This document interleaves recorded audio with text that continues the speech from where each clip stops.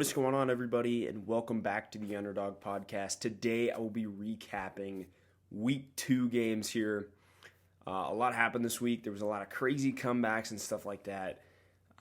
So it was a very, very exciting week for football. We had, onside kicks. We had kick returns for touchdowns. We had, multitudes of interceptions, some great touchdowns. So here to recap it all. I'm just going to go game by game, try and keep this around like an hour or so. But we'll see. Starting with Thursday night here, I missed most of this game, so I had to go back and watch it.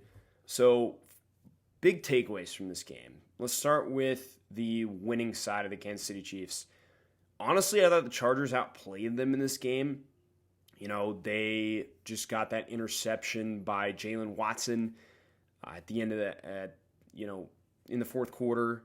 He took it to the house, and then that kind of changed the complexity of the game. And Jalen Watson, speaking of him, he played really well. He stood out to me in this game. 7th round pick out of Washington State. He was all over Mike Williams whenever he was on him, and Mike Williams made some really tough catches in this game. But I think, offensively, I thought, the Chiefs kind of managed the game. Mahomes didn't really do anything too spectacular besides those 2 touchdown throws he had, to extend the play on a rollout to the right and then just kind of fire it back across to find Jerick McKinnon. That was a great play. And then kind of stepping up and throwing it off one foot to Justin Watson, who made an impact in this game, was another great play. Speaking of Justin Watson, dude that really kind of fell out in Tampa just with their deep receiving core. They didn't really have room for him. Comes here, and I honestly think he probably should play over Juju Smith-Schuster, who really did nothing in this game, which is a shame because, we talked about Juju being one of those up-and-coming guys and really hasn't been there for him. Running the football-wise, they came out and ran it really well. They only ended up running it 18 times in this game, which I think is kind of questionable because they came out and they were really running it because the biggest weakness of this Chargers defense is that interior kind of defensive line. And Clyde Edwards-Helaire was super efficient with, 9.3 yards a carry. And, I think Jerick McKinnon, he still has some juice left there. And then Michael Burton, their fullback, was really, he was blocking very well. But not really much from offensively to take away from the Chiefs. They kind of just took care of business in this game. Didn't really make a lot of mistakes. Defensively, I think we talked about Jalen Watson. I think L'Jarius Sneed played a very good game. Nick Bolton was hitting dudes, and Willie Gay, kind of that young linebacker duo, I think their play recognition has gone up. Willie Gay had 2 passes defense and 2 TFLs in this game. He was all over the place. I think he could have been on my breakout players list for sure, but he definitely is kind of becoming his own there in a really good linebacker. Dunlap still got some juice left in him. I saw him around the quarterback more than anybody else, more than Frank Clark, George Karlaftis. Chris Jones really didn't do anything in this game. I think he had 1 sack, but he was lined up against Filer and not Zion Johnson, who we'll talk about in a minute here. But, yeah, the Chiefs, Mike Williams kind of went off, but the Chiefs don't really have anybody that's a good matchup for them, so that was kind of expected, but they, kind of took care of business. Kept everything underneath. The Chargers really, don't throw the ball deep unless if it's to Mike Williams. So, and then we go to the Chargers side. I thought they outplayed the Chiefs in this game, kind of like what I said from the top. I thought Herbert's decision-making was very good. That interception's kind of a weird play. So, Gerald Everett just made a 25-yard catch before that. He's gassed, is tapping his helmet to come out of the game. They leave him in. And they go hurry up to keep the Chiefs in I think it was nickel, instead of them bringing their big bodies out there for goal line. And they kind of run a spot concept. So Everett kind of jogs out there on his route because he's tired and kind of looks for it. And then Herbert throws it to him, but he threw it inside shoulder instead of outside. If it was outside shoulder, I don't think it would have been intercepted. But Jalen Watson just jumps it and takes it to the crib. So I think other than that, Herbert played a pretty good game. What really stood out to me from a running standpoint from this team was the vision of all these backs. So Michelle, Kelly, and Eckler They all had very good vision, even though they weren't very successful on the ground, just 3.1 yards a carry. I thought Eckler, whenever there was a hole, he was hitting it. Same with Kelly and Michelle. I think that they're very well coached to do that. Anthony Lynn was there beforehand. So he's the running backs coach, I think in San Francisco now. So it's kind of been Anthony Lynn's specialty there is running backs. Receiving-wise, Mike Williams had a hell of a game. I wrote down in my notes, like, why the hell did Gerald Everett, why did the Seahawks pick Will Dissly over him? And why did the Rams pick Tyler Higbee over Gerald Everett? Because I think he's just a much better player than those two guys. I mean, he made some really nice plays. I love the way they utilized DeAndre Carter, kind of moved him all over the field as a gadget-type player. And then Josh Palmer, I think it'll come. I think that, he will, get more involved in that offense. I think it's just kind of a chemistry thing with Herbert. They missed Keenan Allen tonight as kind of like their guy underneath. I think that was, filled by Everett pretty nicely, but they definitely missed Keenan Allen. And then defensively, Derwin James was all over the field, man, was making all kinds of plays. I thought Bryce Callahan was pretty good in this game. I thought Asante Samuel Jr. was an absolute beast in this game. He was, like glue out there. And then J.C. Jackson, I think it was his first game back from ankle surgery, struggled. I mean, he, let that big touchdown up to Jalen Watson. He just, didn't really look comfortable. There's been a lot of stuff where it's like, the Patriots might have been right in letting J.C. Jackson walk. I don't know if I agree with that personally yet. The Chargers kind of fleeced his contract. I think they only paid like $16.5 million a season for it. So we'll kind of see how that one turns out. The next game we're going to go to is the Dolphins and the Ravens here. And I do have a lot to say about this one. I'm talking about Tua, talking about, Lamar and everything else. So we'll start with the Ravens again. We'll start with the home teams. So Lamar, outside of that dropped pick from Xavier Howard, played a phenomenal game. He's playing like an MVP right now. He's balling out there. Then his rushing touchdown was very good. He made some really nice throws in this game. He dropped one in the bucket to Mark Andrews that was called short of a touchdown. He put it over, two defenders and dropped it right in the bucket. That was a really good throw. They didn't really run the football very well in this game. Kenyon Drake had like two good runs. I felt like they should have ran the ball more at the end of the game just to run clock, at least on first down. I think that's part of the reason they lost this game is they were just – and Miami has a very good run defense that really stood out. I think Miami was giving them different front every single play, which is kind of continued over from the Flores era, which I really liked because that's what's helped Miami become a very good defense is they just mix and match fronts like New England has for years, and they give you a different look every play, and it's kind of like, you're kind of like, oh shit, what's coming next? And then receiving-wise, Rashad Bateman, he only had 4 catches in this game.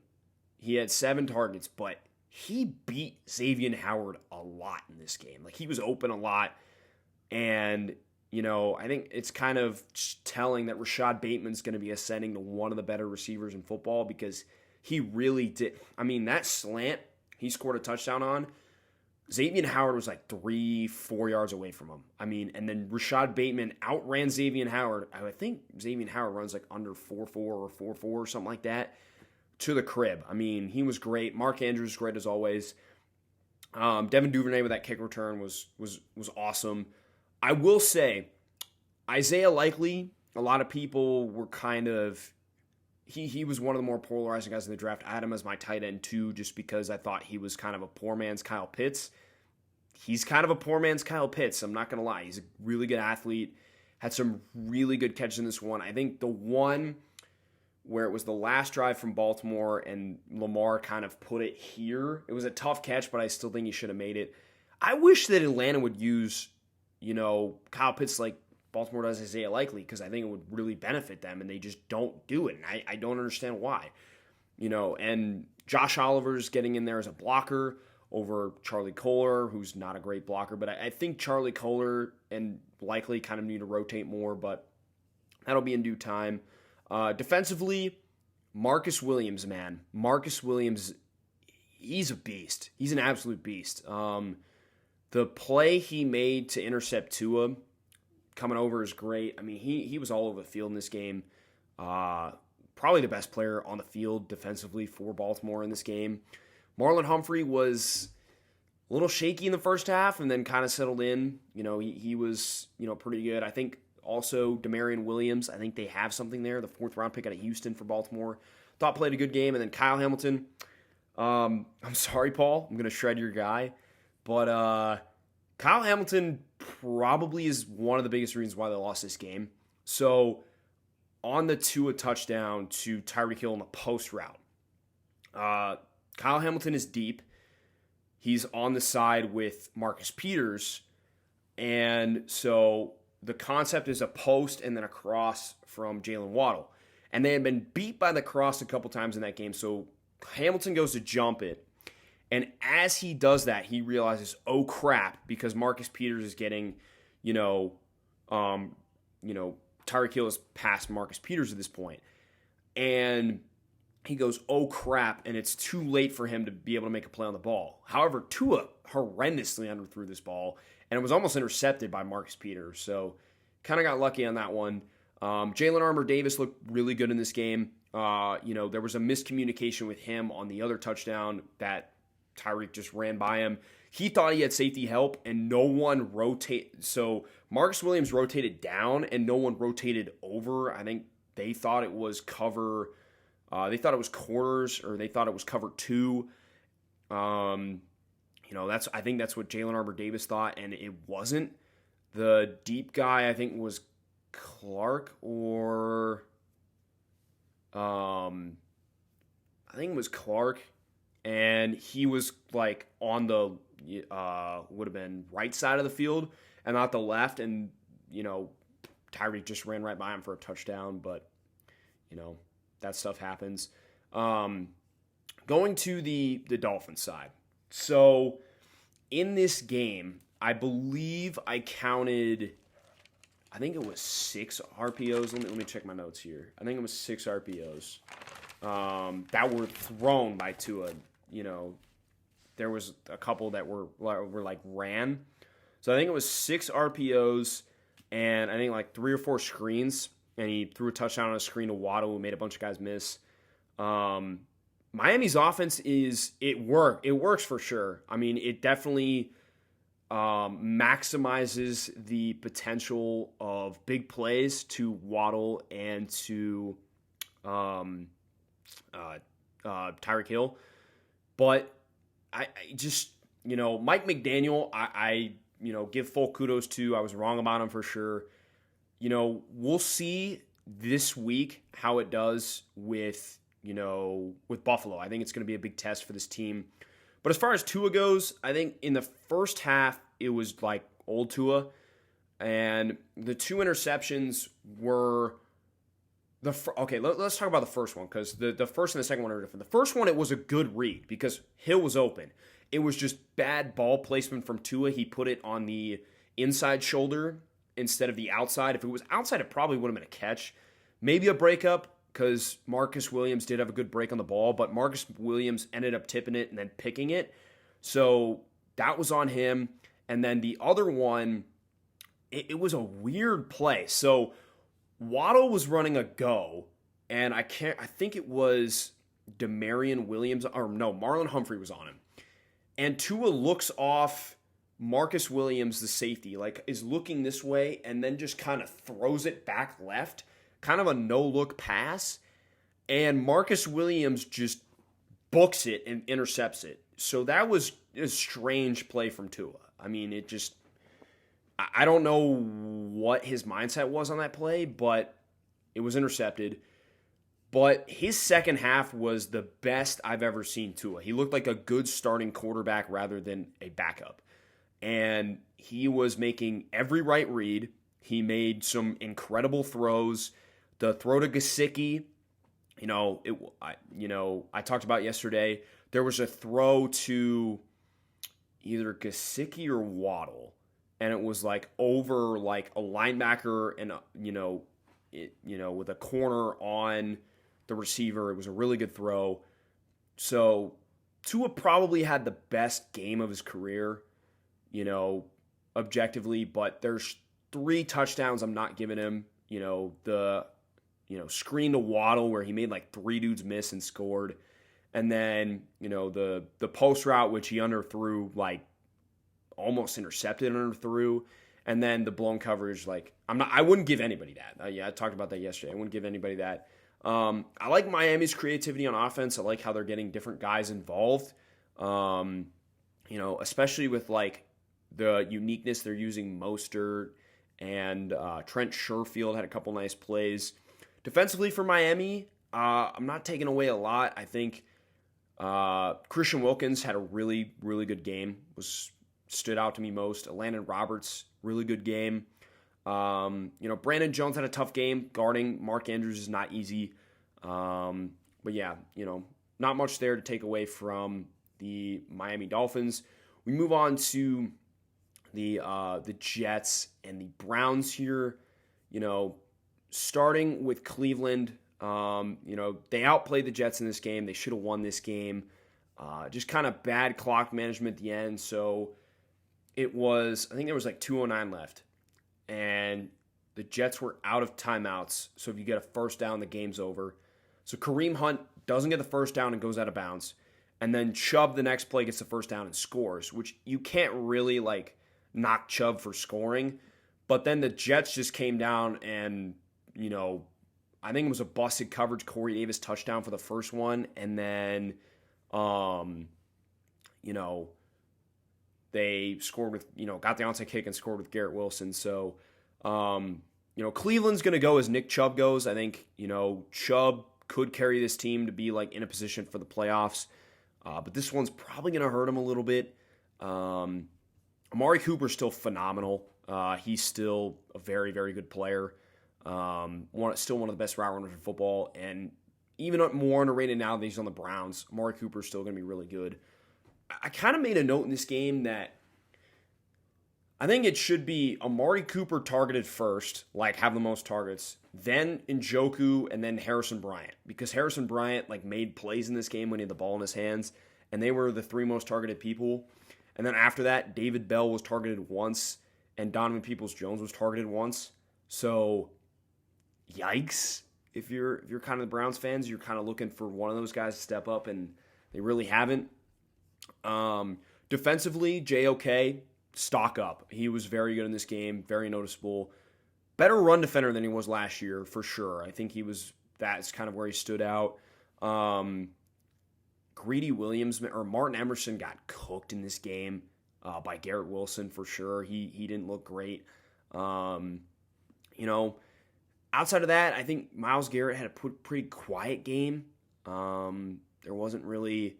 I didn't really see a ton of him in this game. He had 1 tackle for a loss. He had 1 sack where he was unblocked, and he didn't have a tackle other than that. So not a lot of Myles Garrett from this game, which against, George Fant, you kind of want to see him take over a little bit more there. Let me move to the Jets. I don't want to take anything away from the Jets because they earned this win. Converting an onside kick is no easy task.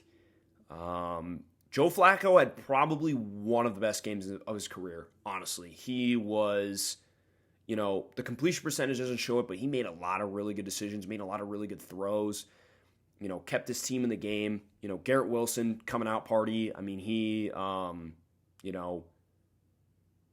phenomenal. I mean, he looked like, a lot of people had him 1. He was my receiver 3 coming out. He looked like that. I mean, he looked like a receiver 1 in that game. He was cooking, Martin Emerson. He was really like, he had his coming out party for sure. I still don't understand why they're playing Breece Hall less than Michael Carter. Like, I just don't get that. I think that, they need to give, like, they each had 7 carries in this game, and then Michael Carter had 5 catches and Breece Hall had 1 for a touchdown. Like, I think they need to give Breece Hall the majority of the snaps. Like, it's about time. Like, you spent pretty much a first-round pick on him. Like, let him go to work. Jets defense, I haven't been impressed with, especially Robert Saleh being a defensive coach. You want that to kind of be your bread and butter, your team. But I thought their run defense was pretty good. I know Nick Chubb had like 3 touchdowns, but they kind of held him in check this week. I need to see more from John Franklin Myers and Quentin Williams. But DJ Reed had a very good game. I think Sauce Gardner had a very good game. So, I think they just kind of need to keep it up. And then Ashton Davis had a really nice play at the end of the game to get the interception, baited Jacoby Brissett into throwing that, who had a pretty good game, other than just trying to make a play at the end of the game. So we move on to Lions and Commanders.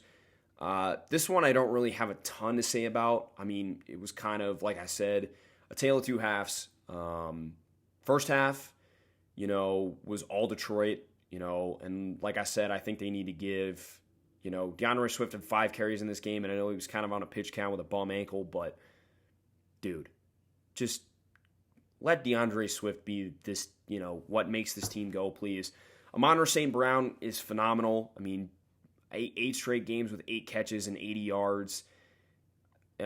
Just wow, he's amazing, man. I think that he's going to be piece on this team for a while. Even led the team in rushing today. Malcolm Rodriguez, they have something there. Kind of like what I said, he should have been like a 3rd, 4th round pick and was a 6th round pick and is starting day 1 for this team and looking really nice. Mike Hughes had a really good game. For Detroit, I thought he played really well. Jeff Okudah played pretty well. Tracy Walker, one of the most underrated safeties in football, had a really nice game. The grit from this team really kind of showed out for this team. Jared Goff, second half was really good, actually. He needs to play like that more often because he didn't play well week 1 and, didn't play great for the first half. I know it's like 20 of 34, 256, and 4 touchdowns looks awesome, but, stats aren't everything. And then Washington, they played like the worst team in the league for the first half of the game. 27 yards and no first downs is not going to win you a football game. But Wentz looked pretty good. Second half, he came back out and played pretty well. Kind of threw a bonehead interception to Will Harris. They couldn't run the football at all in this game, which I really think that once Brian Robinson comes back, they will be able to run the football, and he will probably take their lead back role because 2 yards of carry from Antonio Gibson is a yikes. Washington fans for sure. And then, in terms of the receiving load, I like that J.D. McKissic's getting involved because he honestly might be better in that role than Antonio Gibson. Dotson, McLaurin, Curtis Samuel, all great. I think that, they need to rely on these guys more because they're kind of the heartbeat of that offense. And then defensively, I think what stood out for me from this game is Derek Forrest, again, was all over the field. Led this team in tackles with 10. Jamin Davis still hasn't developed at all. I know he had a sack in this game, but, not great. Kendall Fuller, 3 passes defensed. Very good game. St. Juste is kind of coming along. I liked him coming out of Minnesota. I still feel he's better at safety, but, they kind of have to play him at corner because they got Derek Forrest and they've got Bobby McCain and Cameron Curl. So, they kind of already have 3 safeties there. Not much from the pass rush this week, which kind of disappointed me a little bit. I felt like, they, should get after it a little bit more. They only had 2 sacks, but, Detroit's one of the best offensive lines in football, so there's that. Move on here to Colts-Jags, another game I don't really have much to say about. From the Jaguars standpoint, very good game. Definitely a team I was wrong about, to say the least. They've won, I think, 8 straight now in Duval against the Colts. Trevor Lawrence, I was right behind on him. He looks really good. James Robinson, I like that he's kind of getting the workload. Not the most efficient in this game, but it's just good to see that Doug Peterson is learning from Urban Meyer's mistakes and giving James Robinson the rock. He had a 37-yard run in this game, and then after that, the Colts kind of shut him down. ETN, still kind of waiting on him to, really produce, but, that should take some time.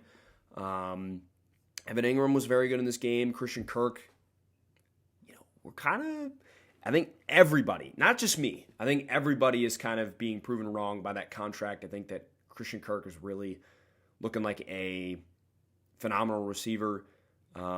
So, yeah. Defensively, they had 3 picks off of Matt Ryan. I think 2 of them were in the red zone, I believe. So, red zone defense, very good from Jacksonville this week. They made Matt Ryan look awful, this week. And they were able to get after the quarterback. Josh Allen, 2 sacks. Roy Robertson-Harris, one of my dudes. Really like how the way he fits in this defense and is able to, be a pocket pusher, be a good run defender for this team, be a solid interior pass rusher for them. He had a sack. Gotsis, Arden Key had a sack. Trayvon Walker, a little bit of a quieter game, but, still, not bad. I think I was wrong about him too. He looks very, very good. Andre Sisco finally getting some playing time, over Rayshawn Jenkins. Although Rayshawn Jenkins had 4 pass defense. I mean, he was very good in this game. So, but Sisco finally starting to get some playing time, led the team in tackles. It's what you want to see from a more box-oriented safety. He had a very good game. And from the Colts side, man, nothing in this game went right for them. Matt Ryan got sacked 5 times. He threw 3 interceptions, was almost 50% completion percentage. And Jonathan Taylor had I want to say it was 5 yards in the first half running. He only had 9 carries in this game. That was a rough game from the Colts, to say the least. They were not good at all in this game. And if it was, 1 week to see what you have in Paris Campbell, he was targeted twice and didn't have a catch. So that looks like a bust pick as well. Ashton Dulin kind of looked okay. I think if you got one bright spot from that game, it's Ashton Dulin might be something. So play him over Paris Campbell maybe. But wow, there's nothing from me in this game that I can take away. Really nothing good. They didn't get a sack in this game against a mediocre. They're not mediocre. They're a good offensive line, but not great. Okereke was kind of all over the field, but, not in a good way. He was getting beat a lot. I think the one thing you take away is, Stephon Gilmore was good, and that was about it.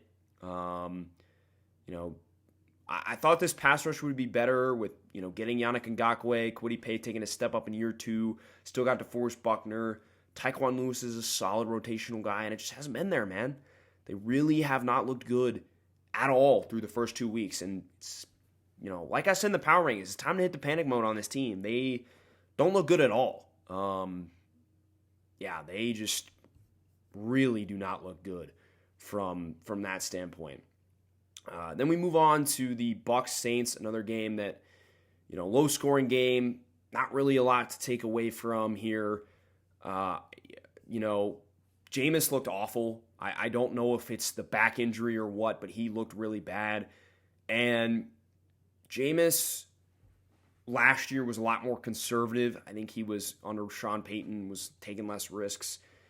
I almost feel like you let Jameis heal, and then you go to Andy Dalton, who's the backup quarterback now for New Orleans, who is that? He's kind of a game manager type. I almost feel like this offense would be better. They were able to run the football pretty well without Kamara, which is good. Mark Ingram, 5.8 yards a carry. Dwayne Washington looked good when he got some carries. So, I think that'll be even better when Kamara gets back. But, receiving-wise, Mike Thomas had a pretty quiet game till the second half. Chris Olave had had one deep ball. And then, I just think the problem with Olave throughout his career is going to be, I think he's not super physical, and he won't be able to win those 50-50 balls, which is going to hurt him. So he's going to have to be more like a Tyler Lockett-esque, which I think he can be, but we'll see if he's able to do that or not. Defensively, the only really note I have is to talk about Marshawn Lattimore, not because he got ejected from the game, but Marshawn Lattimore has got to be, in my opinion, top 3 in the league. The way he's able to just bully dudes like out there. I mean, he's not, terribly like huge. I mean, he's 6'1", 190. He's not like, Mike Evans or anything playing corner. So his ability to just bully people into, making them, get off their routes or whatever it is, or like being physical, at the point of attack in the run game, or, when the ball's in the air, he's incredible, man. I mean, his press man technique is crazy. The play that actually, like before he got ejected, I think he was on Scotty Miller, and Miller, Marshawn didn't really press him, so Scotty Miller got a release, and Marshawn is kind of like just running trail technique, and then his ability to just squeeze Miller to the sideline and have it be an incompletion and, make a pretty good play on the ball is, something to see. I mean, he really, kind of showed out on that one. I mean, Marshawn Lattimore is, the real deal, man. So that's kind of all I have to say. I think this team's really missing Chauncey Gardner-Johnson as well, playing in the slot. I really think they are, but we'll kind of see how that affects them throughout the season. In terms of the Bucs-wise, I think Brady played good, all things considered. He's got a banged-up O-line, banged-up receiving core. Fournette didn't really get going this game, only 2.7 yards a carry. So next week, Tom Brady is probably playing with Brashad Perriman, Scotty Miller, and Russell Gage against the Packers. Not exactly what you want to hear with Mike Evans out. Hopefully Chris Godwin can suit up, or Julio Jones can suit up for that game, but it's going to be tough, man. It's going to be tough for that one for sure. Defensively, the Bucs have the best defense in football, man. Devin White is a machine in the run game, 11 tackles, a sack TFL in this one. He was great. Carlton Davis was great in this game. Really good, I think he was on Mike Thomas for most of the game. Antoine Winfield, really good game as well. Joe Tryon showed up a lot. Shaq Barrett, 2 sacks. They got after it against a really good Saints O-line. They had 6 sacks in this game, so that's something to note there, that this pass rush isn't missing a beat without JPP. Joe Tryon is, very good player. Then we move to the Giants-Panthers. All I got to really say about this game is coaching. For the Giants-wise, Brian Daboll is it, man. And, I talked about that in the offseason, that he was the best, hiring possible. And they're not 2-0 without Brian Daboll in this game. And I think the biggest difference between, I wouldn't say this is a big difference because I think Joe Judge was like this too, but I think it's the way they go about it is Brian Daboll does not care how much money you make. He's going to put the people on there that have earned the playing time and that are going to give the guys the best chance to win. So when Kenny Golladay, who's getting paid $15 million a year, plays 2 snaps, and you play David Sills the fifth over him and win the football game, I think that tells you something, that like Brian Daboll is here to set the culture and get a winning formula into this Giants team. And he did that in this week. He definitely did that for sure. Daniel Jones almost lost them the game. He threw on the last drive where they kicked the go-ahead field goal. He threw it right to somebody and was a dropped interception. But, Richie James was their leading receiver in this game. So you got no Tony. I don't think Tony played in the game at least. You got no Wan'Dale Robinson, and Kenny Golladay plays 2 snaps. And your leading receiver is Richie James, and you win the football game. Coaching. And this Giants defense is much improved. Their run defense was really good. McCaffrey had 102 yards, but it was still very good. They were getting pressure on Baker a lot, against a weaker offensive line. And moving to Carolina, man, why is Matt Rule still the head coach of this team? Just if you look from a pure roster standpoint, if you go to Madden, right? If you go to Madden and you simulate this game 100 times, I think the Panthers probably win it like 80 games they win out of 100 against this Giants team because they're just a better roster. DJ Moore is way better than any receiver they have. Robbie Anderson's better than any receiver they have. I mean, McCaffrey, Saquon's a kind of a push. Baker's better than Daniel Jones, and I think the defense overall for the Panthers is better than the Giants. I think O-line's probably a push too. And they can't win this game. They only have 16 points. It's coaching, man. You know, Ben McAdoo as an OC was a dumbass move. I mean, there's no other way to put it. Firing Joe Brady instead of Matt Rule? David Tepper, come on, man. I got a lot of respect for you, but that was a dumb move. I'm gonna be honest. Like, if they play New Orleans this week at home, it's a winnable game. If you don't win this game, you need to make a change. You have to fire Matt Rule because, you know, you need something to spark that team. And whether it's, you know, I mean, I don't know how else you do it other than firing Matt Rule, honestly. Matt Rule really didn't have the credentials to be a head coach in the first place. And then last year was a disaster with the Darnold experiment and stuff like that. So we'll see. So then we move to the Patriots and the Steelers game. I'll start with the Steelers. Trubisky was not good in this game. I mean, the interception he threw, I talked about yesterday, was right to Mac Wilson, through his hands, and then intercepted by Jalen Mills. Najee was really kept under, kept in contain. His longest run was only 8 yards this week against New England, who's got a good run defense. So they couldn't really run the football to take pressure off Trubisky.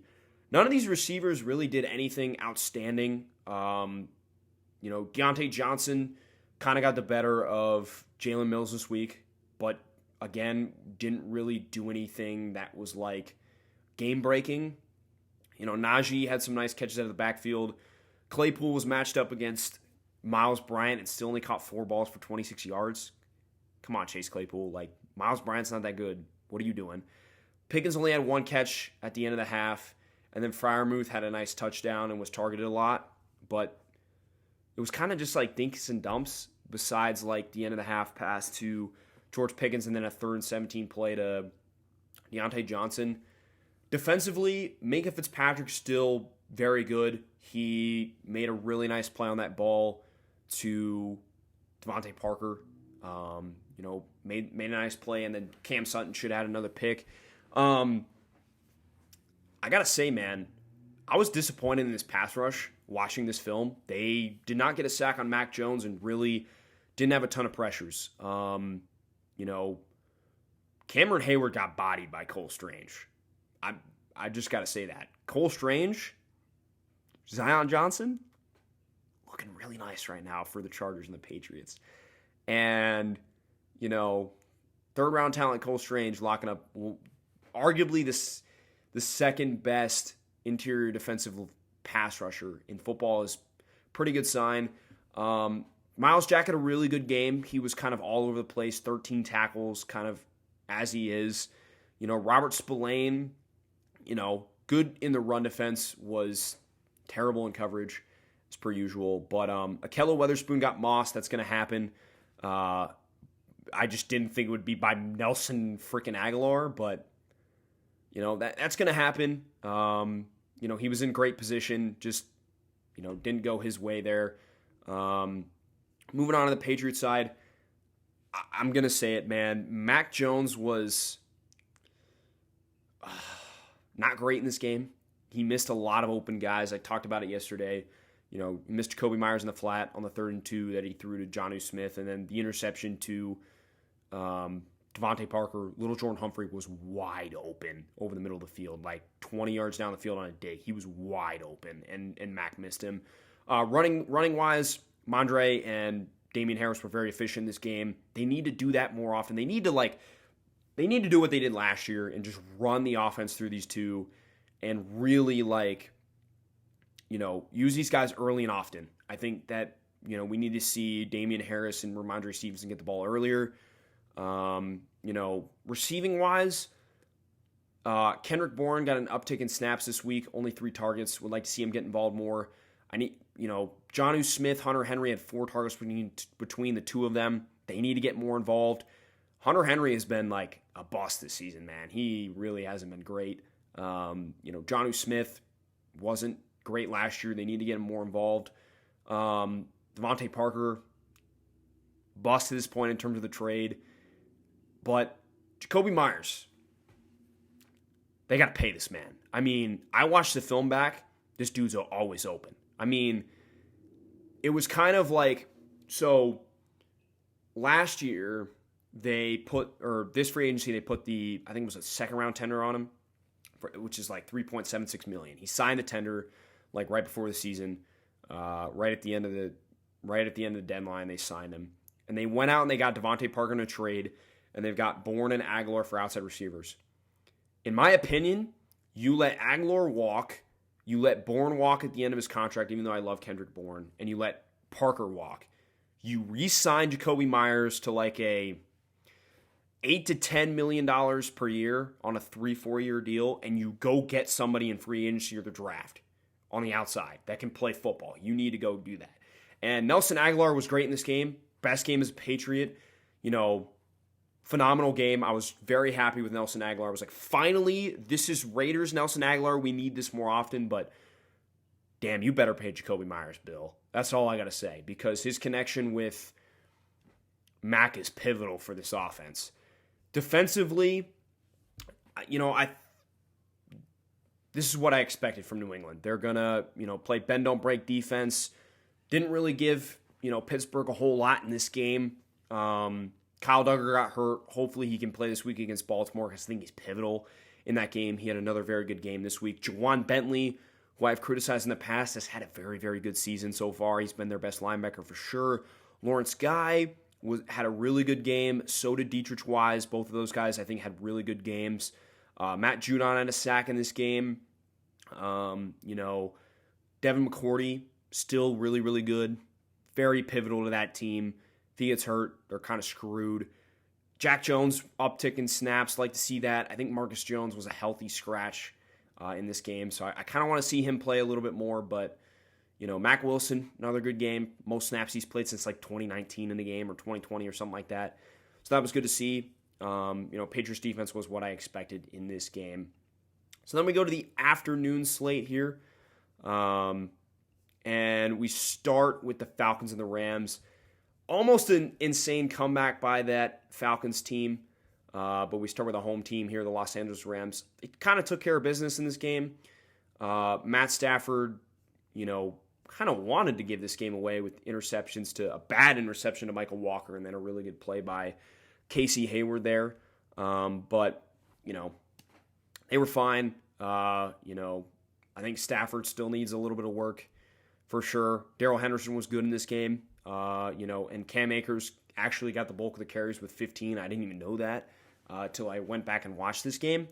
But he didn't look great with just 2.9 yards of carry. So we'll kind of see what happens there. Cooper Kupp, great as always. I just don't understand why people don't give him the respect. I know that I have him, as my 4th best receiver in football, but why are they single covering this dude or leaving this dude open? Higbee, had a good game as well, and then Allen Robinson, more production, which is good to see. Defensively, Ernest Jones, huge. One of my breakout candidates, had a really good game, was all over the field in this game. Ramsey had a really nice play to end the game. Brian Edwards, man, what the hell are you doing? So he had a very good bounce back game. Not much from Aaron Donald in this game, which is kind of interesting, especially against, a weaker interior, but, I guess he can't, have a sack in every game, but, kind of a more quiet game for Aaron Donald, just 2 tackles and a quarterback hit in this one. Jacoby Durant, kind of a late round steal there for the Rams. Had an interception this game. He looked pretty good. Rams run defense kind of stood out to me in this game. Held them to just 3.3 yards a carry. It's kind of what you want to see. Atlanta-wise, I didn't think Mariota played terrible. He's kind of changed his mentality from being a really timid passer and not using his athleticism to, if his first read's not there, he's just going to run. And I would actually probably prefer that. They got Ty Algier more involved in this game with 10 carries. Like seeing that, like kind of seeing him, take some of the, stuff away from Patterson, keep Patterson fresh. Drake London looks very good, people. 886 and a touchdown in his hometown in Los Angeles. You got something in Drake London. I said that last week, and there's a lot of people saying he can't run the full route tree, and I'm just kind of like, I don't know about that one. I really think he could, honestly. I think that he could run the full route tree and be like a true number one or, run from the slot or something because, good coaching there by Arthur Smith to really get him involved. And he's been able to get guys like Kadero Hodge or Lamine Zaccheaus involved. But why have you not been able to get Kyle Pitts involved? 3 targets, 2 catches, 19 yards. Like, Kyle Pitts is a top... This is, like, hard to say, but I think of, like, the best athletes in football, right? He's probably the best athlete at the tight end position. I don't think that's a question mark. He's probably one of the best athletes if you put him with receivers, he's one of the best, and he's probably like one of the best in football. And they just fail to utilize the guy. And the question I have really is, why did you take Kyle Pitts 4th overall if you're not going to use him? Jamar Chase was there. Jalen Waddle was there. Devontae Smith was there. Like, there was Micah Parsons was there. There was a bunch of other people there. Why are you not using the 4th overall pick? I don't understand. Like, use him, please. I don't want to see Kyle Pitts' career go to waste because of stupidity from Arthur Smith. And I love Arthur Smith as a coach. I'm very high on him, but I just don't understand why he doesn't like to use, Kyle Pitts.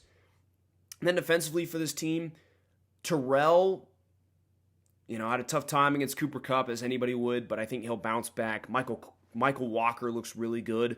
I think it was a good idea from this team to let Foyesade Oluokun walk and play Michael Walker. He looks very, very good.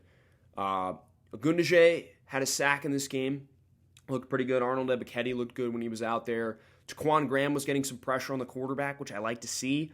Young guys kind of stepping up, for this team. Not much else there from them. Lorenzo Carter had a blocked punt that led to a touchdown, which was, good for this team. Casey Hayward had a nice interception.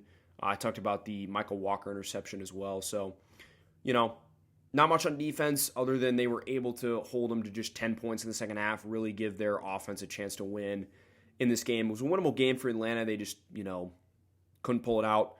I'm going to go to San Francisco, Seattle here.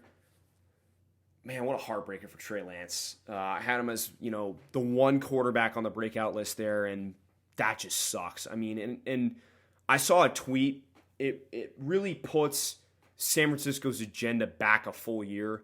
It's like you feel terrible for Trey Lance.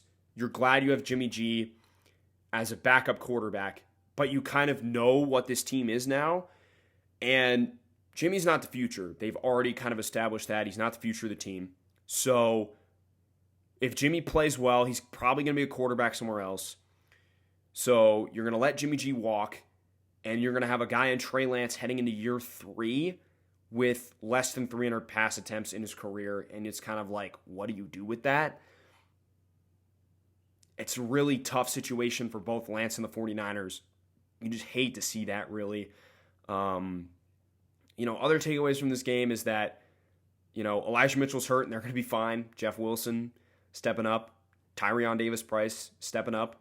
I'd like to see Debo get involved more. What did Debo have in this game? He didn't, Ayuk was their leading receiver with 5 for 63. Debo just had 5 for 44. I'd like to see them get more creative with Debo again, put him in the backfield. He did have 4 carries for 53 yards, though. So that was good. Defensively, I've gloated about this pass rush. They have the best pass rush in football, in my opinion. And a guy that you need to pay attention to more is Talanoa Hufanga coming out of USC. I liked him coming out, and he's really kind of developed there nicely as the replacement for Jaquiski Tartt, and that was kind of the one, decision that people were questioning was like, should you have let go of Jaquiski Tartt? And the answer is yes, because Talanoa Hufanga, a really good player. Nick Bosa, building the Defensive Player of the Year campaign with 2 sacks in this game, was very good. And, they kind of made Geno look like Geno. 2 picks in this game to Sean Gibson. Good to see him back on a team, and making a, effort, in, on defense. And then Charvarius Ward, who was an underrated pickup for this team, had an interception as well. And Seattle here. It was kind of a weird game for Seattle. They threw like a weird halfback pass in the red zone. Didn't really understand that one. With DJ Dallas, that was just a bad read and was intercepted. Geno wasn't that bad this week. He was actually 24-30, 197 yards on an interception. They couldn't run the football this week at all. They 14 attempts total, 36 yards and 2.6 yards, a carry. In terms of the receiving wise, right? I don't understand why when this team doesn't get into 3rd and long, you just send Tyler Lockett on a dig, right? And then you send like Noah Fant on a stick or something and just send DK Metcalf deep and just throw bombs to this dude, because the OPI they called on him against Emmanuel Mosley, I thought was just complete BS, because he made one of the best catches of the year. I know it's only week 2, but like, if that counted, it probably would be in the conversation for catch of the year. And because I think you have a better chance of doing that than anything else, because I think it's probably a 30% chance that Metcalf comes down with a football, because there's not a lot of corners that can match up with his physicality and his size, and he has very good hands. Like, I think people don't talk about that enough, that DK Metcalf has very good hands. It'll probably be 20% chance that it's intercepted, and it just ends up being a punt anyways on 3rd down, and probably a 50% chance that it's incomplete, or there's, a holding or something, or defensive pass interference or offensive pass interference or whatever. I don't really think you have much to lose, honestly. And it gets Metcalf more involved and probably keeps him happy, honestly. Defensive-wise, in this game, 2 guys that stood out for me for Seattle.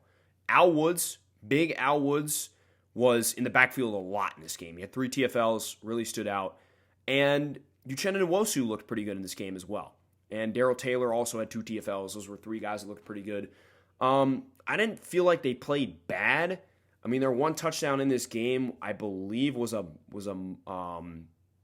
block kick returned by Mike Jackson, I think. So, you hope that your offense can kind of bounce back this week against a, weaker Atlanta defense per se. Moving on here, we have the Bengals and Cowboys. I hate to say this, Cincinnati fans, but wow, did Zach Taylor get out coached in this game by Mike McCarthy nonetheless. I mean, they came out flat. They came out just thinking they were going to steamroll the Cowboys, and they got popped in the mouth, man. Dallas came out, scored 2 quick touchdowns. Since he kind of held them in check the rest of the game, but, gave up the game-winning touchdown or game-winning drive, set up the field goal to win.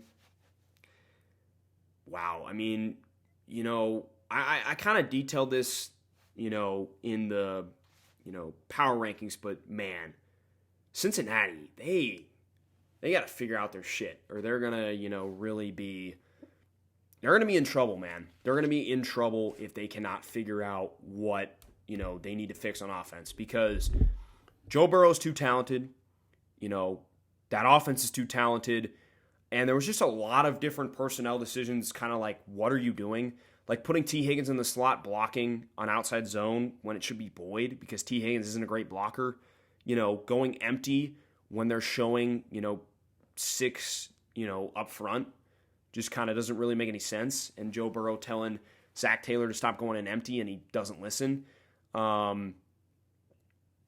Just a lot of things wrong with this game. And credit to Dallas, because they played it. They had a really good game plan. It was, we're going to run the football. We're going to, keep Joe Burrow off the field, and we're going to blitz him a lot. And it worked.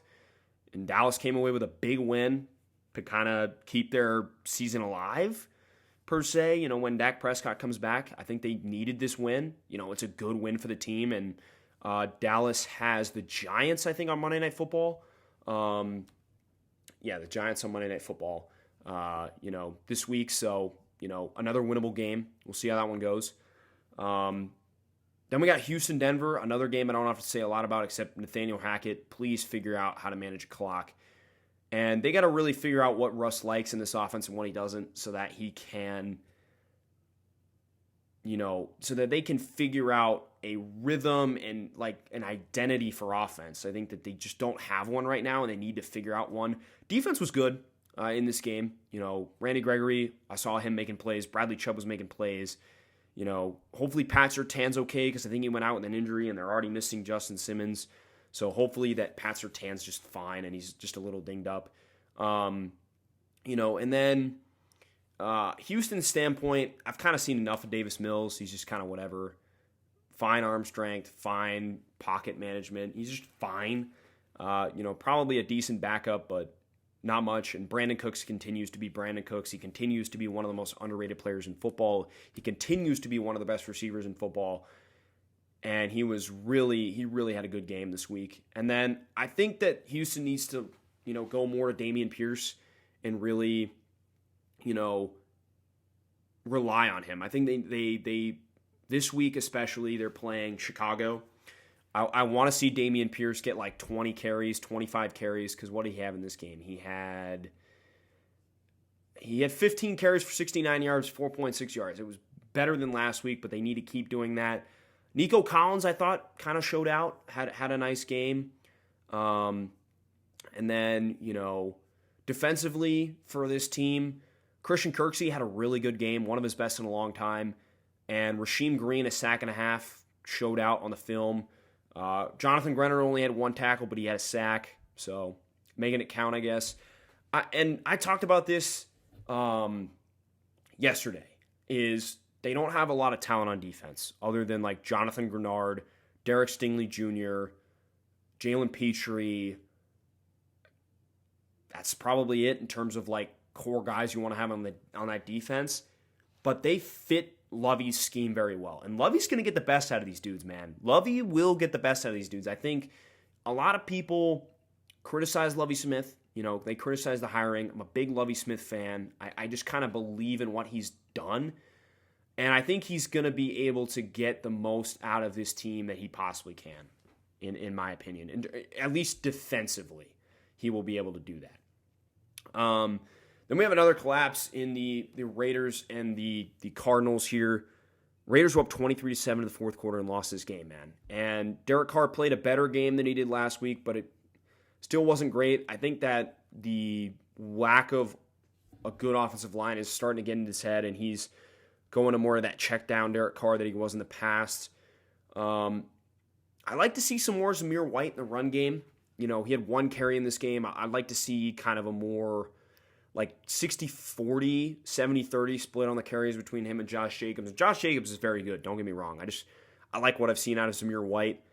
Devontae Adams only had 2 catches in this game. Not great. He was targeted 7 times, but not great. Why is Mac Hollins on the field? Like, who's on this team that can, like, and Mac Hollins, like, was productive, but, like, why is Mac Hollins getting snaps at this stage? Like, come on, man. Like, who do you have besides Mac Hollins? You got play Keelan Cole, man. Keelan Cole's good. Why is Keelan Cole behind Mac Hollins on the depth chart?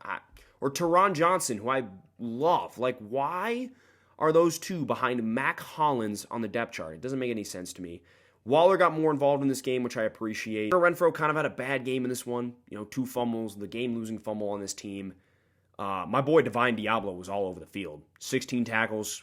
Fantastic game in this one for Divine Diablo. Is one of my breakout players in this one. Defensively, I thought they were fine. They got more pressure in the first half. In the second half, they couldn't touch Kyler in the second half. I mean, Kyler was phenomenal in the second half, but I think they need to get some more pass rush, kind of go back to the drawing board there. Amik Robertson had a nice interception off Kyler in this one. In terms of Arizona, Kyler Murray carried this team to the victory. No doubt about it. I mean, he carried this team to the victory. James Conner getting hurt kind of hurt him, but Darrell Williams and Eno Benjamin were efficient. So, I don't mind that duo with James Conner's out. I don't mind that at all. Zach Ertz, 8 for 75, good game. Greg Dortch is a thing. Looked very impressive, but I hope they don't split time with Rondale when Rondale Moore comes back. I hope Rondale Moore gets that stuff. But Greg Dortch can play. Nice fourth receiver or fifth receiver to have there. I don't really know if AJ Green caught that 2-point conversion, but they were just kind of like, let's get overtime, and I don't really blame them for doing that. J.J. Watt was definitely a factor in this game. They're glad to have him back. I thought Marco Wilson had a pretty good game. And then Byron Murphy showed up to play, man. Byron Murphy's one of the best slot corners in the game. Put some respect on his name, please, because he, from DBU and UW. I don't want to hear LSU or Ohio State. UW is DBU, in my opinion. I'm just saying, man. UW, University of Washington, is DBU, in my opinion. And they got some ballers, man. They got 3 of them from UW in that secondary, and Jalen Thompson, Budda Baker, and Byron Murphy, and they're all ballers, man. Then we go to the Packers-Bears game.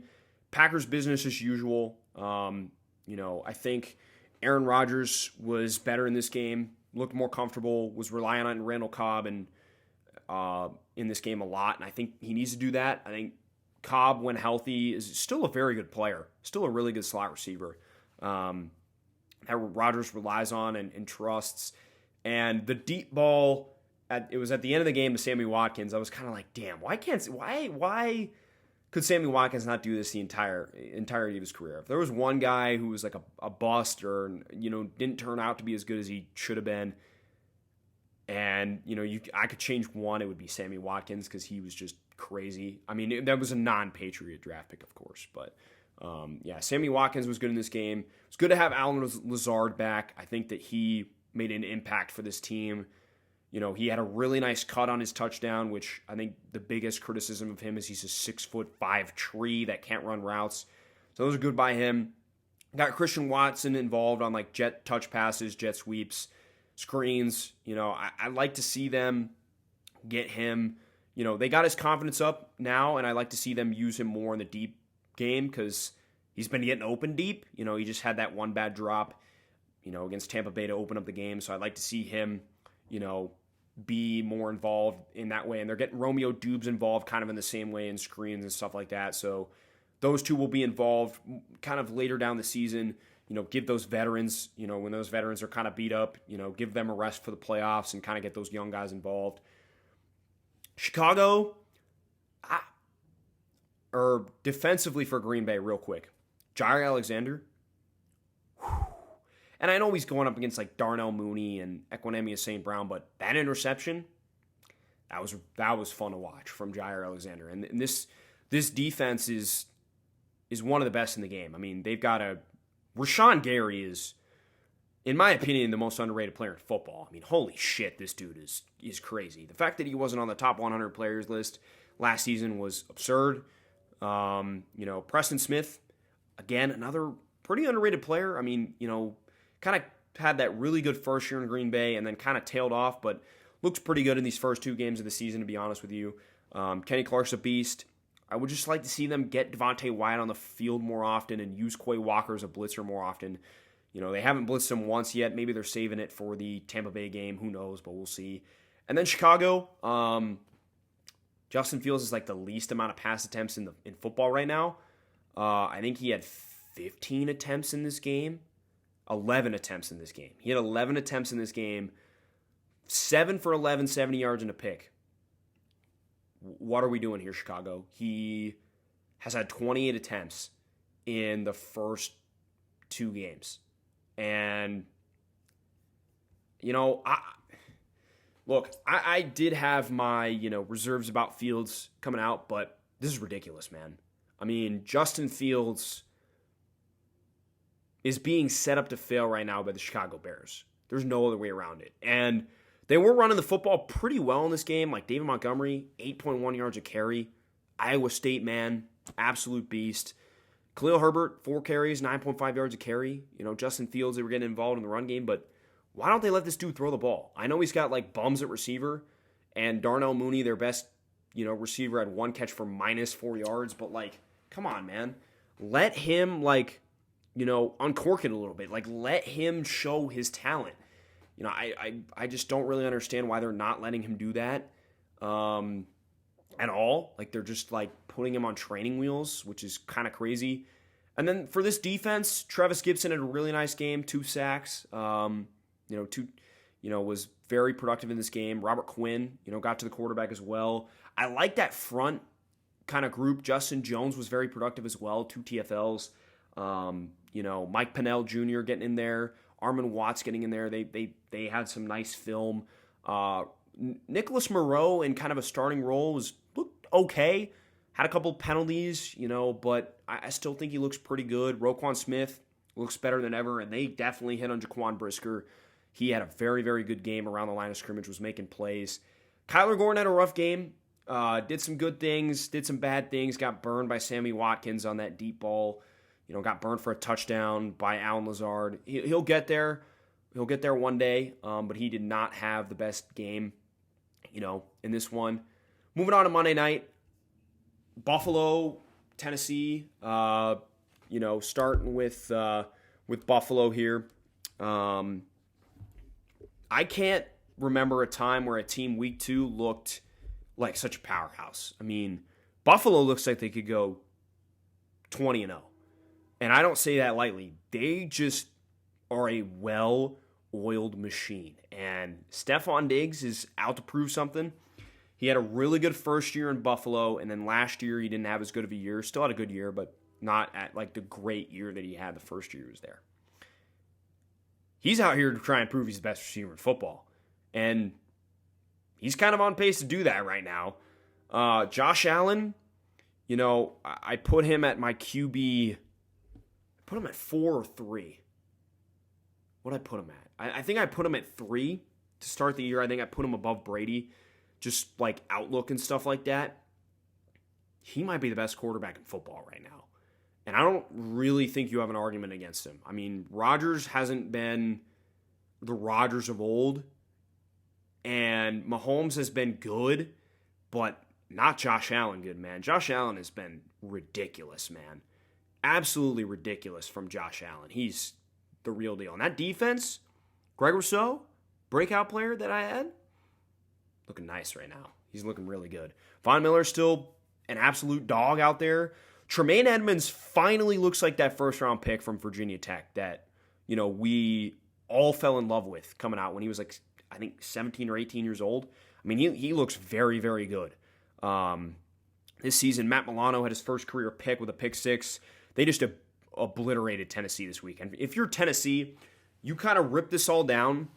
And Vrabel's not on the hot seat, I don't think. I don't think his job should be on the line. But Tannehill took away all the weapons. Tannehill just kind of looks like Tannehill right now. The Tannehill of old doesn't look great. Derrick Henry looks kind of washed.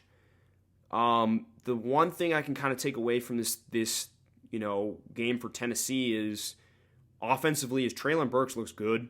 I mean, when he got the ball in his hands, he looked really good. He had a nice 3rd and 15 conversion on a dig route, looked really nice. Robert Woods looks pretty good as well, but defensively they got obliterated in this game. I mean, Caleb Farley gets toasted by Jake Kumaro. Come on, man. I mean, I hope Caleb Farley gets it together, but wow, he looked awful in that game. And Kevin Byard was kind of like the one bright spot. I think he was like in position all the time. It's just with Caleb Farley getting burned and Christian Fulton getting burned, it was kind of tough. Then the other Monday night game, I don't really have much to say about that one either, except Jalen Hurts cooked. I mean, he had a clean pocket all night. He wasn't touched by Za'Darius or Daniel Hunter, and he absolutely cooked the Vikings defense. I mean, Jalen Hurts improvement year after year. I talked about that last year. It just looks awesome.